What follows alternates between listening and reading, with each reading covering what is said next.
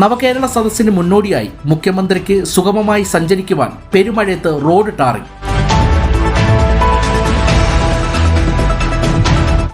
നവകേരള സദസ്സിന് കാട്ടാക്കട മണ്ഡലത്തിലെത്തുന്ന മുഖ്യമന്ത്രിയെ സ്വീകരിക്കാനാണ് ഒരുക്കങ്ങൾ തകൃതിയായി നടക്കുന്നത്. മുഖ്യമന്ത്രിയുടെ വാഹനം കുഴിയിൽ വീഴാതിരിക്കാൻ പെരുമഴയത്ത് റോഡ് ടാറിംഗ് പണികളും പുരോഗമിക്കുന്നു. ഐസ് കട്ടയിൽ പെയിന്റ് അടിക്കുന്ന എങ്ങനെയാണെന്ന് കറക്റ്റാ നിങ്ങൾ കണ്ടോളുക.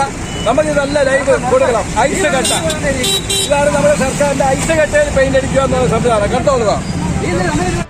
മുഖ്യമന്ത്രിയുടെ വാഹനം കുഴിയിൽ വീഴാതിരിക്കാൻ പെരുമഴയത്ത് റോഡ് ടാറിംഗ് പണികളും പുരോഗമിക്കുന്നു. കാട്ടാക്കട മുതൽ നെയ്യാർ ഡാം വരെ പൊട്ടിപ്പൊളിഞ്ഞ റോഡ് നവീകരണം കാലങ്ങളായി മുടങ്ങിയിട്ട് മുഖ്യമന്ത്രി വരുന്നതോടെ കാട്ടാക്കടയ്ക്ക് ആശ്വാസം പകർന്ന് റോഡിലെ കുഴികളിൽ നിന്ന് മോക്ഷം ലഭിക്കും എന്നാണ് കരുതിയത്.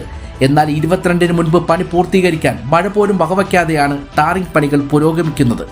മഴയത്ത് ടാറിംഗ് നടക്കുന്നതുകൊണ്ട് മുഖ്യമന്ത്രി വന്നു പോകുന്നതോടെ റോഡിന്റെ സ്ഥിതി വീണ്ടും പഴയതിനേക്കാൾ മോശമാകും. ഇത് കേരളമാണ്, ഇവിടെ ഇങ്ങനെയേ നടക്കൂ.